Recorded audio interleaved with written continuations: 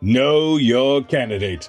Presented by Portland is Possible, broadcasted by XRAY FM. In this segment, we offer a brief background on the visionary candidates that are proudly standing and running for the acclaimed Portland Area City Council. For now, we have a candidate of District 1 that incorporates Lentz, Mill Park, Hazelwoods, and Park Rose neighborhoods. My name is Jamie Dunphy. I'm running for Portland City Council District 1. I use he, him pronouns.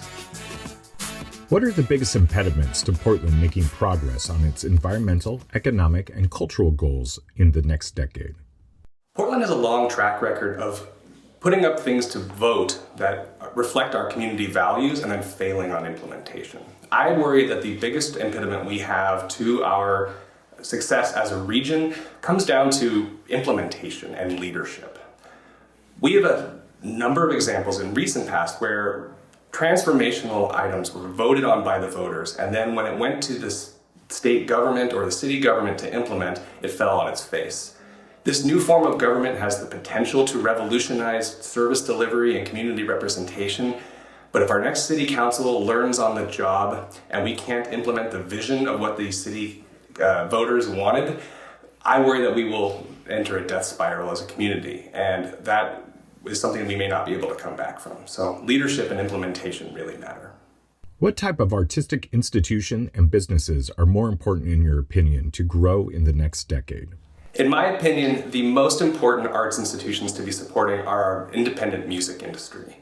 According to Americans for the Nonprofit Arts in Oregon or in Portland are $280 million a year. But according to the state of Oregon, the music industry is worth over $3 billion in Portland alone. We're the fourth largest music city in America and the only one without formal recognition from the city council. I think that by recognizing this enormous natural resource and using it as part of our cultural identity and using it as a tool for economic development and community safety, we have an opportunity to create something special here in Portland that doesn't exist in any other major city. How do you plan to collaborate with other councilors both in and out of your district to create meaningful progress? If you want to accomplish anything in Portland, you do it as part of a team. I have spent over 20 years in public service building coalitions, finding ways to get to complicated answers out of complicated systems, using as many diverse voices as possible to achieve those outcomes. City Council is going to be a 12-person body. You're going to have to count to 7. I have already started building those relationships with the 85 City Council candidates, and I intend to be very intentional about continuing to build those relationships, meeting people where they are, and moving towards common sets of values. We can move forward as a community if we have really clear values and we use our actions to reflect those values in public policy. 100 years ago, Portland leaders established the Bull Run Reservoir to safekeep clean drinking water for future generations. What is one thing Portland should be doing now for future generations? I think that the most important thing that we should be focusing on for future generations is climate change. Climate change is real, it's man-made, and it is the existential question of our generation. Portland is already taking enormous steps towards trying to create a city that is reflective of the realities of climate change. The Portland Clean Energy Fund is an enormous opportunity for the city to try and invest in those community-level climate change and resilience projects. I believe that the city of Portland needs to be more intentional about working climate change into everything that we do. PSEF dollars are sacred and they're only able to be used for very specific things. But the Portland General Fund has the opportunity to complement what those PSEF projects are doing and to try and amplify the impact to the community into a long-term strategy. At some point, we're going to install solar panels on every affordable housing project, and we'll give an air conditioning unit to everybody in an apartment in the city, and we'll pat ourselves on the back and say that we've done a good job with climate.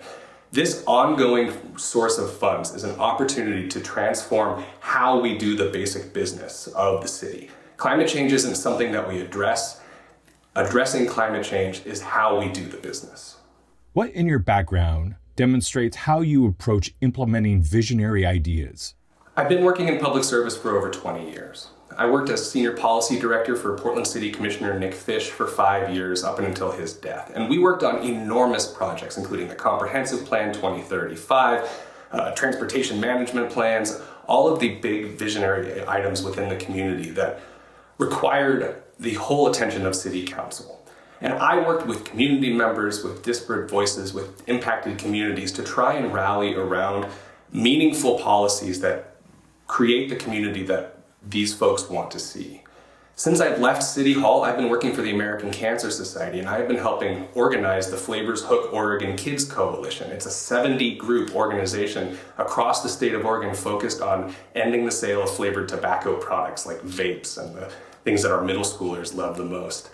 I have been helping lead community-level responses to that, getting policies in place to ban flavored tobacco here in Multnomah County, over in Washington County, and over 20 jurisdictions around the state have made their voices heard around this issue. And now we're focusing on getting it done at the state level.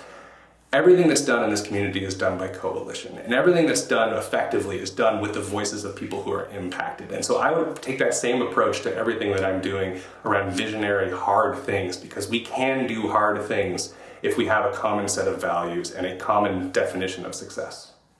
Lightning round. Where do you get your coffee? Jet Black Coffee House in Gateway. Should Portland offer a universal basic income for artists? Maybe, but I'm really more interested in creating artist-live workspace. We have hundreds of thousands of square feet downtown that could be activated with artists who need an affordable place to live, work, and practice. What events or place in Portland that no longer exists do you wish you could bring back? I mean, there are countless music venues that I wish still existed, Satyricon, Ash Street, Burbati's, but the thing that I miss the most is the original Music Fest Northwest. You get one wristband and you can go to 100 different venues in a period of a week. Should the President Teddy Roosevelt statue come down? Maybe.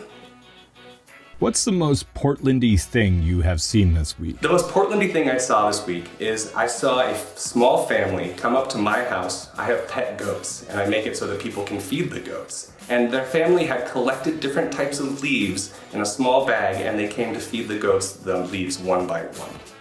So now you know your candidate, or a bit about them. We like to thank the visionary candidates, also like to especially thank all the volunteers and organizations that put this together. We couldn't do this without you. To look at each candidate, be a good Portland citizen, and to be a dashing and informed voter, listen to XRAY FM to learn about ballots and the new ranked choice voting system. And check out portlandpossible.org.